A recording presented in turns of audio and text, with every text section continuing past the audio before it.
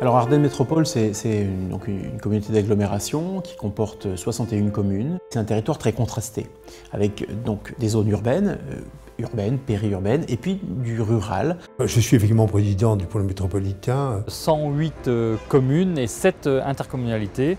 Moi je suis premier adjoint à la mairie à Bret-les-Pins. Bret-les-Pins étant une commune de 2200 habitants. Guesselard, c'est une commune de 3000 habitants. C'est à l'origine une toute petite commune rurale qui s'appelle Saint-Mars-sous-Ballon. Nous avons une population par chez nous pour qui effectivement la mobilité est un vrai besoin, est un vrai souci. On constate que nos habitants de ces territoires-là ont des problématiques de transport. Les gens, ils ont besoin, parce qu'ils ont des services, de bouger. Ils n'ont pas forcément une voiture, c'est contraignant. Ils ne veulent plus conduire. Finalement, il y a un besoin de mobilité, je dirais, plus souple. Les horaires ne correspondent pas toujours à l'offre actuelle de mobilité collective qui existe sur le territoire. On cherche plutôt à essayer de régler les problèmes de notre territoire avec, donc, je vous le dis, deux objectifs. C'est une solution de service qui fonctionne, une solution de service de transport qui fonctionne, et puis qui s'intègre vraiment dans le développement durable. L'autopartage nous est apparu comme pouvant être une réponse pour ces territoires-là. Il y a quand même beaucoup d'habitants qui n'ont pas plusieurs véhicules à leur domicile et ça leur donnera des possibilités de se déplacer. Pour faire que le monde, quel que soit l'endroit où ils habitent, urbain, périurbain ou rural, on ait la même capacité de mobilité.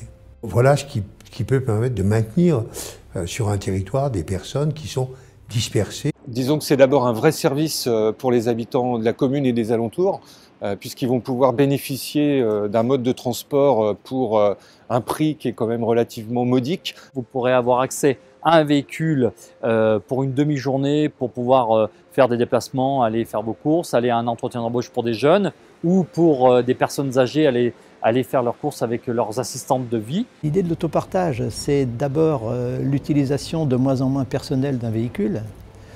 Le passage de la mobilité individuelle à la mobilité partagée, c'est là que se situe effectivement la prise de risque d'un dispositif d'autopartage. J'espère qu'on arrive finalement à sortir du cadre où il faut absolument posséder son véhicule pour disposer d'un service de transport. Dans les années 50, il n'y avait pas de voiture.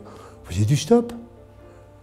C'est un peu l'idée. On reprend une vieille idée que dans les périphéries urbaines, prendre quelqu'un, partager, c'était un peu oublié. Ça va emmener de la solidarité, on l'espère ça, pour que justement qu'il y ait un peu plus de cohésion entre les habitants.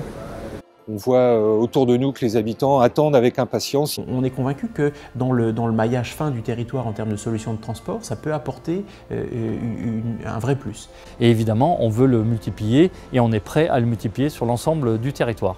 À une époque, le train arrivait vers les campagnes, l'exemple est un peu ancien, mais actuellement la voiture électrique arrive aussi dans les campagnes, donc ça peut le faire.